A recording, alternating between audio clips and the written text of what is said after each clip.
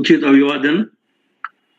सामान्यतया मैं मैथिली में ज़्यादा लिखा करता हूँ, हिंदी में कम लिखता हूँ और इस मंच से जुड़ने के बाद पुनः इच्छा ज़ाहिर किया हमने, प्रयास किया है। जी। जो कविता मैं सुनाना चाह रहा हूँ, उसका शीर्षक है दादाजी की किताबें। ओके। इसका जो पृष्ठभूमि है वो हैदराबाद स्थित ही है। यहाँ एक अच्छे लेखक थे जो क से कविता और इस कादम्बिनी क्लब से भी जुड़े हुए थे। उनकी एक किताब साहित्य अकादमी तक पहुंची हुई थी, तो उस आधार को लेकर के हमने इसे लिखा है। सुना जाए। स्वागत। देख चुके थे दादाजी अपने पिता को, पढ़ते सहेजते विभिन्न विधा की किताबें। आसान नहीं विरासत का संरक्षण, या फिर ये सिद्ध करना स्वयं को उत्तराधिकारी।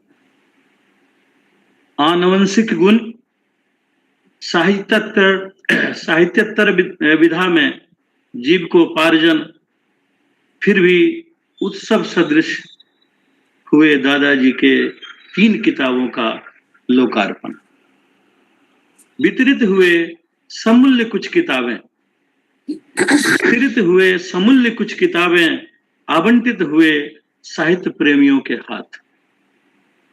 खींच पाया एक कृत्य विद्वान पाठकों का ध्यान और रहा 2-2 बार अकादमी पुरस्कार हेतु स्पर्धा में, परंतु पिछड़ गया था दोनों वर्ष चयनित पोथी से जिसे मिला पुरस्कार।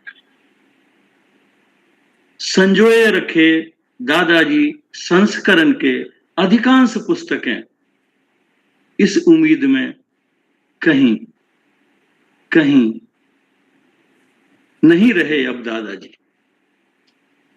विफल रहे जगाने में अगली पीढ़ियों के बीच साहित्यिक अभिरुचि।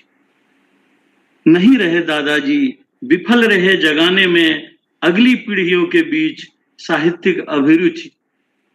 अब गैर जरूरी सा लग रहा है पुस्तकों से अधिवासित वह स्थान। अब गैर जरूरी सा लग रहा है पुस्तकों से अधिवासित वह स्थान।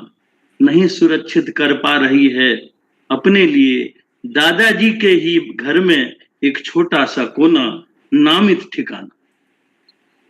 फिर भी मुस्कुरा रही है किताबें, फिर भी मुस्कुरा रही हैं किताबें, क्योंकि नहीं बेची जा रही हैं कवारियों के हाथ, और तलाशी जा रही है साहित्यिक आयोजन, बृहत पुस्तकालय, जहां बांट दें उस समस्त ग्रंथों को जिसे संग्रहित करने में लगा था दादाजी का अजस्त्र ऊर्जा और धन। बहुत सुंदर, बहुत बढ़िया। ये मेरा